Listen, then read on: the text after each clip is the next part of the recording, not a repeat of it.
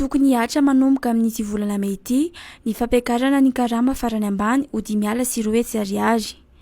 Nankatoavy ny filan-kevitriny minisitra ny alarobia teo ny famerana io karama farany ambany io ho an'ny sehatra tsy miankina. Araka izany, io didim-panjakana io no manamafy ny fanapahan-kevitra noraisina nandritra ny fihaonana tamin'ny sehatra tsy miankina ho ny tatitra. Ankoatr'izay, dia nankatoavy ny filan-kevitry ny minisitra ihany koa ny fandraisan'ny fitondram-panjakana anjara amin'ny ampahany amin'ny fisondrotana 520 isan-jato ho an'ny sehatra tsy miankina. Tsy mandony anjara ny any amin'ny tahirim-bola nasionaly momba ny fiaina ara-tsosialy na knapsa intsony noho izany ny mpampiasa, fa avy hatrany dia arotsaka any amin'ny mpiasa io anjara volana io. Efa nanamarika ny ministry ny toe-karena sy ny fitantanam-bola Rabarnirina Rendrasimbelo ny talatalasa teo fa ny fitondram-panjakana no handray an-tanana ny fanefana izany vola izany any amin'ny KNAPS. Mivory sy mikandoe ny vato nanomboka androany hatramin'ny Rapitsoma ireo tanora solitenan'ny faritra 13 manerana ny Madagasikara.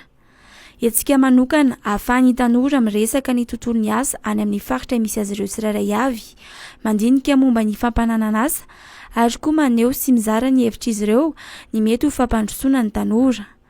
Andray anjara amin'ny dinika rehetra ireo tanora ireo mba ho fandrafetana ny programa pirenena goavana iray hiatrehana ny fiantraikan'ny krizy, toy ny krizy ara-pahasalamana na koa ny loza voajanahary, araka ny fanazavan'ny Prime Ministre Christian Tsay androany nandritra ny lanonana fanokafana ny hetsika.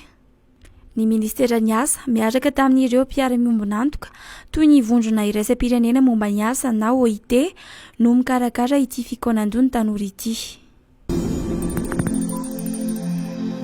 Manahirana ny pitsopitso ny amin'ny fampandehanana ny asa fanamboarana ny lalam-pirenena 17 izay vatsy ny vondrona Europeanina vola ho ny masoivon'ny vondrona Europeanina Giovanni Di Girolamo.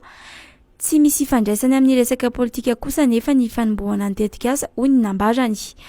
Isy ny fanazavana misimisy kokoa mahakasika ity tetikasa ity afaka roa na 3 herinandro eo. Ho iatrany Giovanni Di Girolamo, andrasana ihany koa afaka andro vitsivitsy ny fahatongavany solitena avy amin'ny banky famatsim-bola Europeanina izay amatsy vola ny tetikasa fanarenana ny lalam-pirenena 17.